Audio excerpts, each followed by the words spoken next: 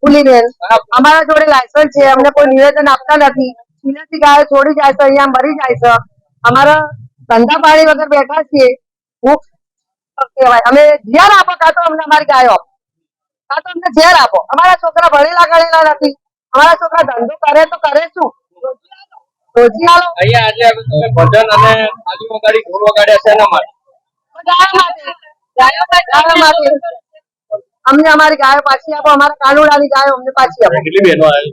અમે 15-20 બહેનો ભેગા થયા? અમે 15 બહેનો છે. અમારી સિલેથી ગાયો છોડી જાય. અમારો ધંધો પાણી છે નહીં. અમારા છોકરા ભણેલા નથી. અમારે ખાવું છે. બેન ફરતા જો.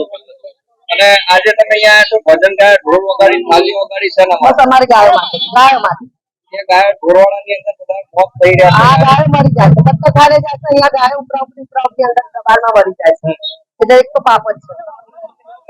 માંગણી છે તમારી? અમારી માંગણી અમને અમારી ગાયો પાછી આપો.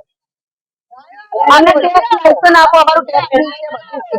અમને અમારી રોજી આપો. અમારી અમને ગાયો પાછી અને અમે લાયસન્સ આપો. હવે રાજી છે સરકારને કામ.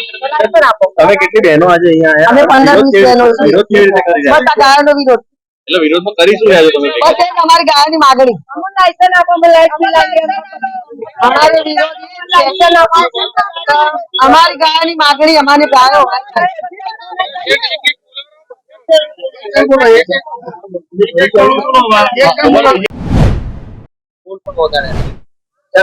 અમે વારંવાર કહીએ છીએ કે પશુપાલન નો વ્યવસાય અમારો ખતમ થઈ ગયો છે.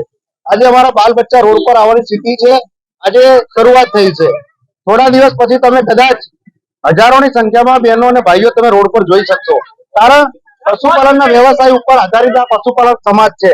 આજે અમે કહીએ છીએ કે રોડ ઉપર આવતા પશુને પકડી લેવા જોઈએ, પણ ઘરે તમારે જે પશુ રાખવાની પરવાનગી આપી છે, એમાં ટેક્સ બિલ, લાઇટ બિલ માન્ય રાખીને એ પશુઓ ઘરે રાખી શકે એની માલિકીની જગ્યામાં એ વેદનાઓ લઈને બહેનો અહીંયા આવ્યા છે. બહેનોની જે વેદના છે માત્ર ને માત્ર એવી છે કે અમને ઘરે પશુ રાખીએ અને અમારું ગુજરાન ચાલે, અમારા ટેક્સ બિલ, લાઇટ બિલ ના આધારે આપણે લાયસન્સ આપો. સાથે સાથે અહીંયા જે ગાયો મરી રહી છે એના માટે રામધૂન મનાઈ છે, કૃષ્ણ ભગવાનના ભજનો ગાયા છે બહેનોએ. અને હજી પણ દિન પ્રતિદિન અમારા બાલ બચ્ચાઓ, બહેનો, વડીલો બધા રોડ ઉપર આવશે. અમારી આપના માધ્યમથી માંગણી છે કે અમારી માંગણીઓ છે તાત્કાલિક બંને માંગણીઓ, મુખ્ય માંગણીઓ સ્વીકારી લેવામાં આવે. નહીં તો આગામી દિવસોમાં મહારેલી યોજવામાં બાપુનગરથી લઈને અથવા તો પૂર્વ વિસ્તારમાંથી શરૂ કરવામાં આવશે. એટલે આપના માધ્યમથી આજે અમે સરકારને ચેતવણી આપીએ છીએ કે ઘરે પશુ રાખવાનું લાયસન્સ આપવું જોઈએ અને જે પાછા ઢોરવાડામાં ગાયો મળી રહી છે એની ઉચ્ચ કક્ષાએ તપાસ થવી જોઈએ.